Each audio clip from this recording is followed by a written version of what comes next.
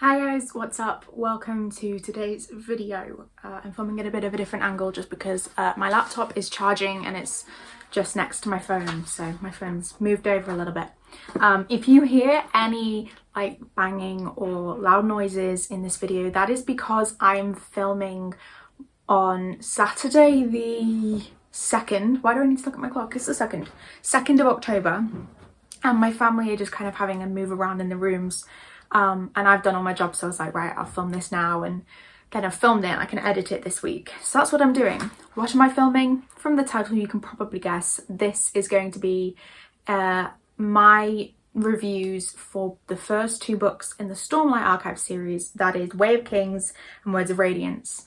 I will have the timestamps linked in the description, so if you haven't read the book then don't panic because there'll be a spoiler-free bit for Way of Kings. Then after that will be spoilers for Way of Kings, and then we'll move on to book 2, and again there will be spoiler free and then spoilers. Yeah, it's a little confusing, but if I put them in separate reviews they'd be like 5-minute long videos, so it's just like, let's just put them in one long video, we'll work out the kinks, you know?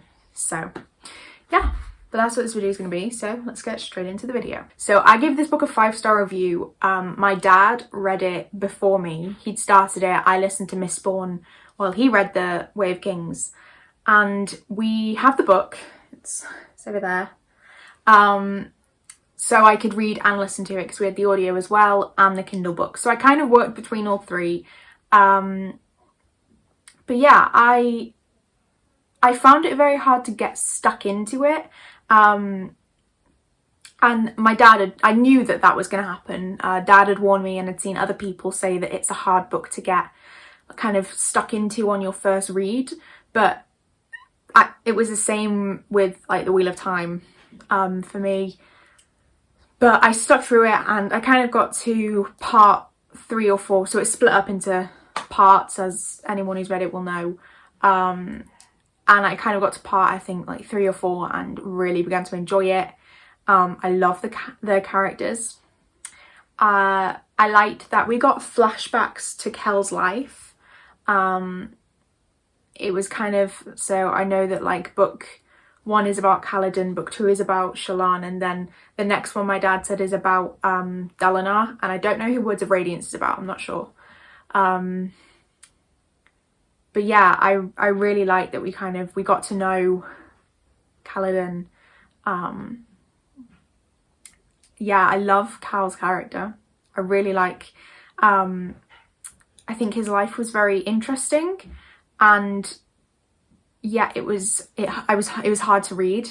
I really struggled to read that and like not get emotional. Like he went through a lot. Yeah, and wow, it was so inspiring.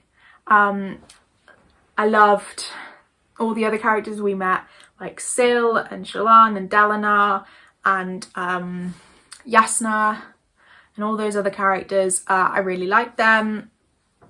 I think they were really cool and believable characters, which again, if you follow this channel you'll know is a big deal for me. I need to have a book that has believable characters. The world building, I think, was crazily good. Like, it's Brandon Sanderson, so obviously it's going to be amazing, but I don't think I was expecting it to be that good. And the map at the beginning of the book is so beautiful. Oh my goodness. Yeah. One of the things my dad kept saying to me was, get to page 1066 and come and read that page when I'm around. Like, come and read the chapter with page 1066 around me. We were actually out with friends when I read it, and yeah, I know why. Yeah, it was crazy. It was really good, and I loved the relationship that grew in this book between Kaladin and members of Bridge 4. I love Bridge 4. At first I was kind of like, oh, they just kind of seemed like boring. My dad was like, give it a bit, give it a little bit. And sure enough, I fell in love with Bridge 4. It's so amazing. Yeah, there were some proper characters in it that I absolutely despise, and I always will. Like, you'll get the occasional character in like a fantasy book and you're like, the first couple of books or the first few chapters in the book, you're like, oh, they're horrible, but then they kind of redeem themselves. These characters will never redeem themselves in my eyes. Yeah. And if you've read Way of Kings, you know who I'm talking about. And if you haven't, go read Way of Kings and you'll know who I'm talking about. But yeah, it was so good. So that's the spoiler free. Now we're going into spoilers. So if you haven't read Way of Kings or Words of Radiance, please click off. Thanks for watching. Please leave a like and subscribe. Really helps me out, and I'll see you next time. Bye. And if you have read Way of Kings and Words of Radiance, or at least Way of Kings, keep watching. So the characters that I despise are obviously Amaram and Sadius. They're jerks. Amaram for what he did to Kaladin, the whole like killing his friends and branding Kaladin a slave after he did nothing, just so that he can get the shard plate. I think that was just cruel. And Sadius for just these bridges and sending men to die constantly. And then when Kaladin brought back men that were injured, he hung him out in a high storm. Obviously it worked out for the best. But at the time it was, yeah. So they will never be able to redeem themselves in my eyes. I will hate them for the rest of my life. Shallan, I love her. At first, the first couple of chapters she was in, I didn't like her. I thought she was kind of just a bit bratty and just, yeah, just needed someone to kind of hit her on the head and tell her to grow up, whatever, you know. But then nearer the end of the book, I found myself kind of sympathising with her and enjoying her chapters. And I got to the end of the book and I was like, oh, the next one's about Shallan. I'm going to really enjoy finding out more about her. Especially because at the end of the book, she's like, I killed my father. And you're like, what? Yeah, but I really liked Shallan, however you want to say it. Again, pronunciation, not my thing. Kaladin, and when he gets like hung out in the high storm and he gets powers, I really like that. I like how at the end when Sadius has abandoned Dalinar after agreeing to do bridge runs with him and getting Dalinar to trust him, he abandons Dalinar to die to the Parshendi forces, and Bridge Force stay back pretending to be wounded and get left behind by the army. Not left behind, you know, they say, oh, we'll catch up, don't worry, but they don't. And they could run, they could escape and be free men, you know, they could be free to go home, but ultimately they decide to go and save Dalinar and Adolin, and I love that. I really like that. And Kaladin finally kind of shows these powers that he's gained. Well, he shows them when, the first time I think he shows everyone. I read this book a while ago, like beginning of August, middle of August or something. So I'm kind of just running, and I wrote this review the other day, so I'm kind of trying to remember things as I go. But I think the first time Kaladin kind of shows people, other than, I think, is it Lopin? No. It's one of them. I can't remember. Teft, maybe.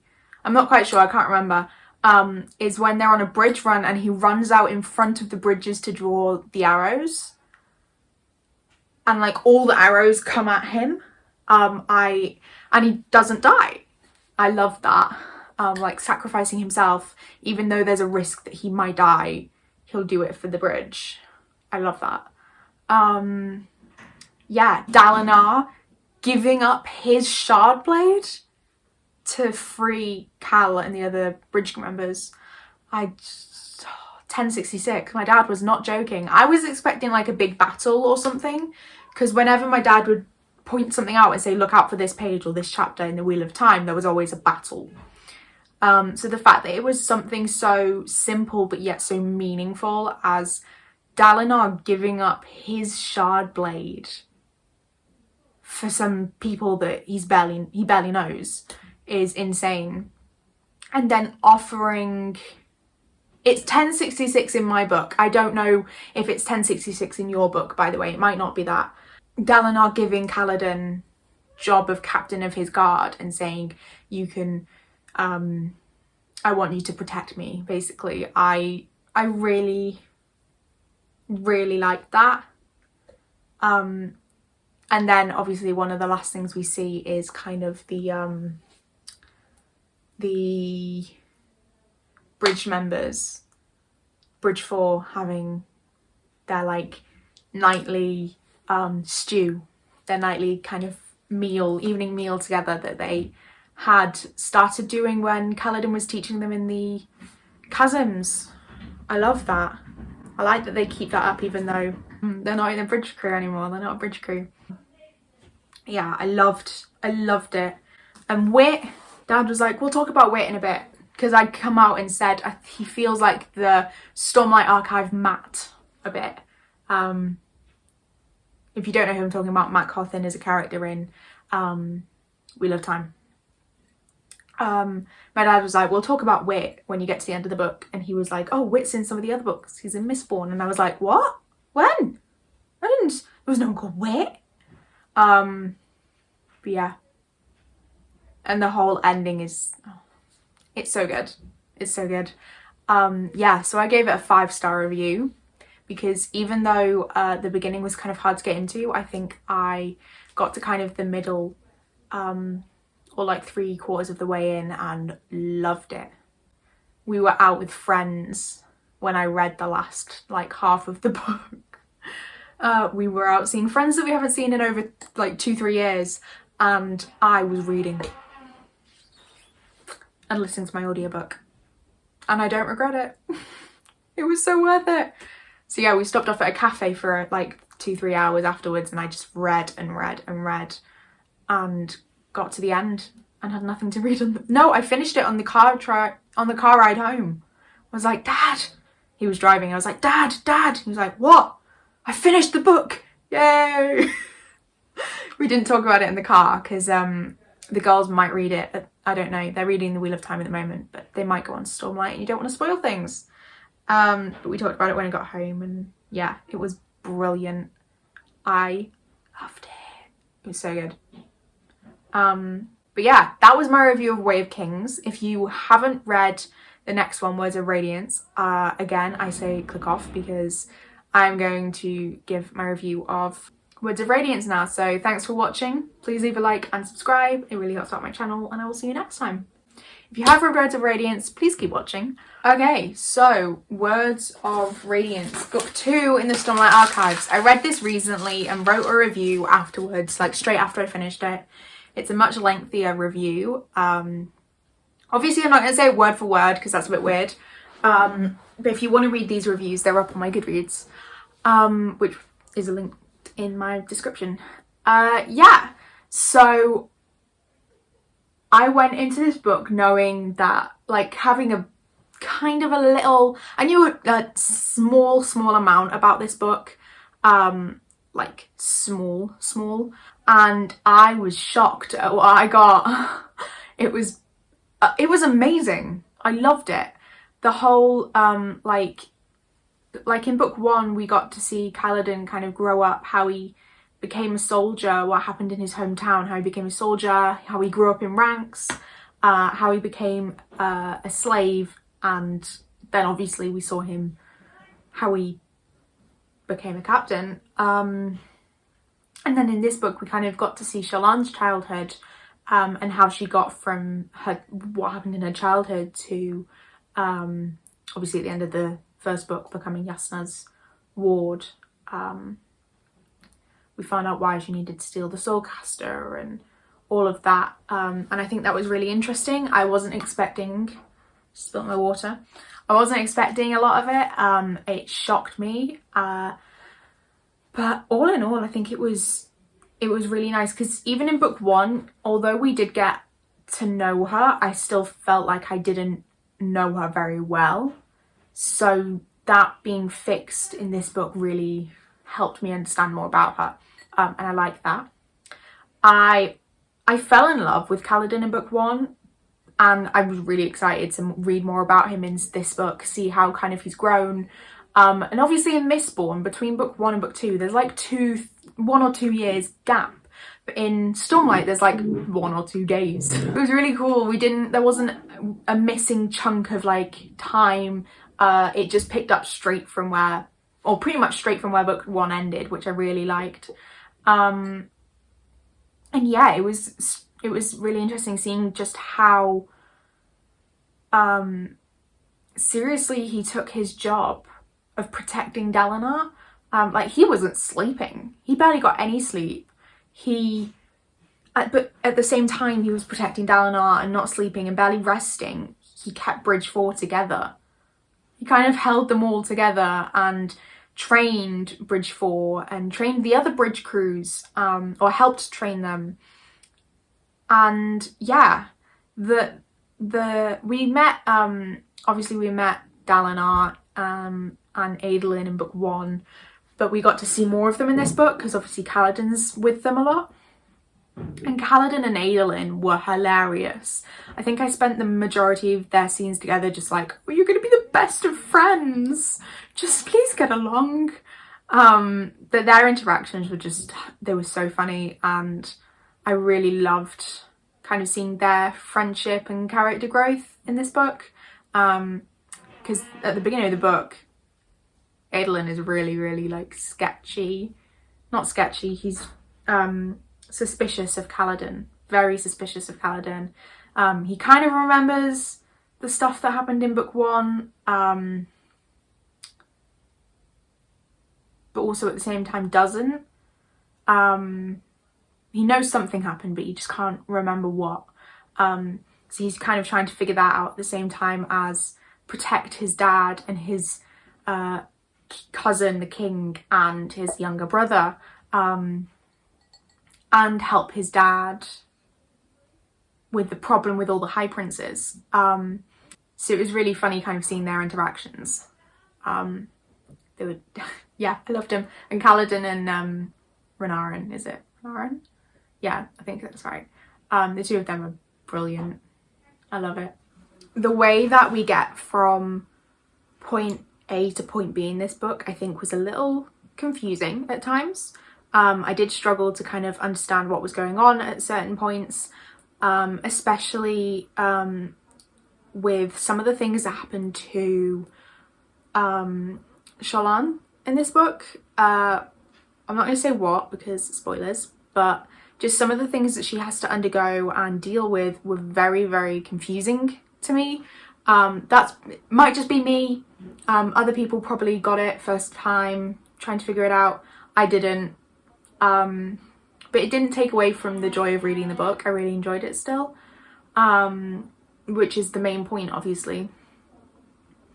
And yeah, I loved the ending. The ending was brilliant. And yeah, I'm excited to kind of see that the way it ended on such a huge, it was such a big deal what happened at the end. And I think the reason I tried reading The Dragon Reborn afterwards and I was just struggling, and I think that was because I just hadn't gotten over what happened at the end of Words of Radiance. So at some point, I'm going to start Words of Radiance, or the Oathbringer, I think the next one is. I'm going to start Oathbringer and just like enjoy every second of it. Probably speed through it in maybe a week or so. But yeah, this was brilliant. And that is the end of the spoiler-free section, so please. And yeah, if you've read Words of Radiance, keep watching. If you haven't by now, please leave a like, that'd be great. I'm going to keep saying it. Yeah, but spoilers now. First thing I'm going to mention is Jasnah, who I didn't talk about in the spoiler-free section, just because I forgot. But Jasnah dying shocked me. I wasn't expecting that. But then obviously at the end she comes back and she's not dead, and she's a knight. And there's something between her and Wit. I can't quite remember if they talked about it. Yeah. Did I mention that in my review? I did, yeah, right at the bottom. And I knew from the moment we didn't see a dead Yasna that she's still alive. And lo and behold, Wit is the one that helps bring her back. I knew it.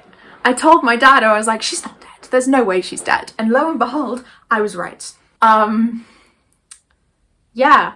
So Patton, we got to meet Shallan's Spren. So Syl is obviously Kaladin's. I'll talk about Syl in a minute. But we got to meet Patton, who is Shallan's Spren, and I love them. Oh, they're so funny.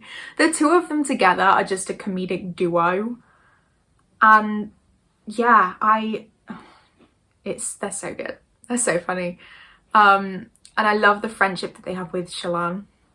I love the two of them. Their friendship is just brilliant. Yeah, and obviously at the beginning of the book we see Shallan as she's on a boat with Yasna, and one of the things Yasna brings up is, my mum might be able to fix your I'm not quoting here. My mum might be able to fix your soulcaster. Is that what it's called? I think that's what it's called. And we've arranged for you to be betrothed to Adolin. It was kind of like, oh yeah, by the way, we've arranged for you to be betrothed to Adolin because that might help with your problems with your family and all the people kind of attacking your family if you're betrothed to someone with power. But yeah, Adolin and Shallan's relationship I loved from the start. I'm a sucker for a good romance. And in the Wheel of Time, I kind of feel like there was one good romance in it. And I'm not going to mention who it is because it's kind of spoilery. So in this, I was kind of hoping that there would be a good romance, and I think this is going to be a good one. I've spoken to a lot of people that say that the romance between the two of them is just amazing. My dad likes it, which is great. That's always a good sign. I think he likes it. Every time I mention it, he doesn't roll his eyes, which is good. That usually means that's usually a good sign. Yeah, so I loved seeing their kind of relationship grow from the first time they meet, and he's like obsessed with her since, not obsessed, he likes her from the first second and she likes him from the first second, which is always really nice. And Kaladin and Shallan are just a comedic duo. From the scene, I have a quote here that's like, I'm offended, Shallan yelled. You have offended Her Highness again. Very offended. You better apologise. No apology. No apologise, Shallan declared. Boots. That scene between the two of them where she steals his boots, pretending to be a Vorin princess, is just so funny, because then they meet later on and he's a bit mad. And then obviously she gives his boots back, and there's a scene with them in the chasms after they're attacked, and the two of them kind of have to rely on each other to survive, and she pulls out the shard blade that she found out she had earlier, and Kaladin's like, what? And she saves his life.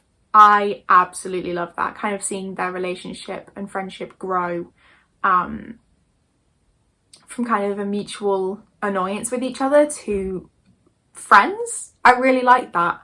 In book one, obviously we see Navani and Dalinar, and Navani's always kind of trying, every given moment she's trying to seduce Dalinar, I feel like. And then at the end of the book he finally gives in and he's like, okay fine, we can be together, we can court. But we got to see a lot more of their relationship in this, and I think it's so sweet. Obviously he's got some problem because he still can't hear his ex-wife or his dead wife's name. So I'm hoping to find out more about that in the next book, which is about Dalinar. But yeah, I do think that they make a very sweet couple. I'm not quite sure how I feel about them. I'm waiting to see the next book, just to see if there's a bit more about them in that, because we didn't actually get to see much of them. But at the same time, it was very sweet what we did see.